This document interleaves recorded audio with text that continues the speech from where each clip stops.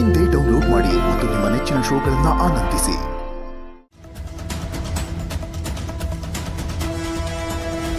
ನಿಮ್ಮ ಪ್ರಶ್ನೆಗೆ ನಾನು ಉತ್ತರಿಸುತ್ತೇನೆ ಪ್ರಚಂಡರೇ. ಆತ್ಮ ಪರಮಾತ್ಮ ಎರಡರಲ್ಲೂ ಭೇದ ಇಲ್ಲ, ಎರಡೂ ಒಂದೇ. ದ್ವೈತ, ಅದ್ವೈತ, ವಿಶಿಷ್ಟಾದ್ವೈತ ಈ ಸಿದ್ಧಾಂತಗಳ ಬಗ್ಗೆ ಸಂಕ್ಷಿಪ್ತವಾಗಿ ಹೇಳಬೇಕು ಅಲ್ವೇ? ಹೌದು. ಇದು ಆಚಾರ್ಯ ಶಂಕರರ ಸಿದ್ಧಾಂತ. ಇದೇ ದೇವರು ಮತ್ತು ಜೀವಿಯಲ್ಲಿ ಭೇದ ಕಾಣದ ಅದ್ವೈತ.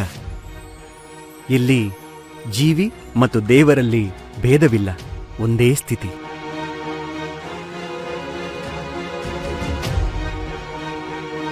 ಪರಮಾತ್ಮನಿಂದ ಒಂದು ಕಿಡಿ ಹೊರಬಂದು ಆ ಕಿಡಿಯೇ ಜೀವಿಯಾಗಿ ಬದುಕಿ ಬಾಳಿ ಅವಸಾನದ ನಂತರ ಮತ್ತೆ ಪರಮಾತ್ಮನನ್ನು ಸೇರುತ್ತದೆ.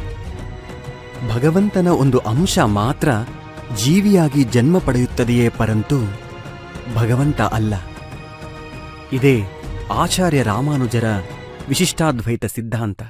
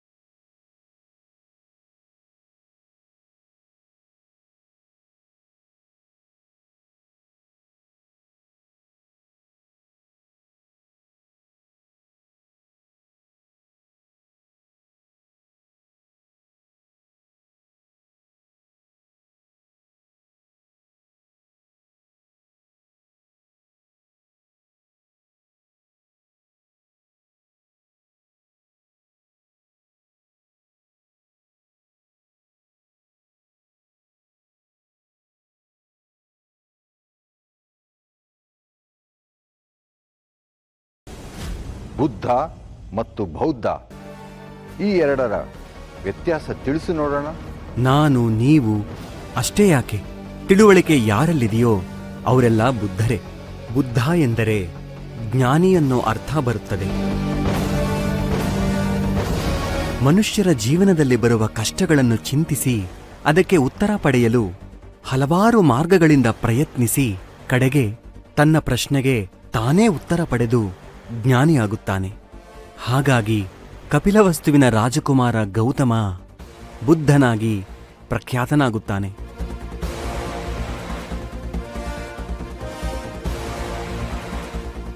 ನಾವು ನಿತ್ಯ ಪೂಜೆ ಮಾಡುವಾಗ ಸಂಕಲ್ಪ ಮಾಡ್ಕೋತೇವೆ. ಕಲಿಯುಗೆ ಪ್ರಥಮ ಪಾದೆ ಜಂಬೂದ್ವೀಪೆ ಭರತವರ್ಷೆ ಭರತಖಂಡೆ ಗೋದಾವರ್ಯಾಹ ದಕ್ಷಿಣೇ ತೀರೆ ಶಾಲಿವಾಹನ ಶಕೆ ಬೌದ್ಧಾವತಾರೆ ಅಂತ.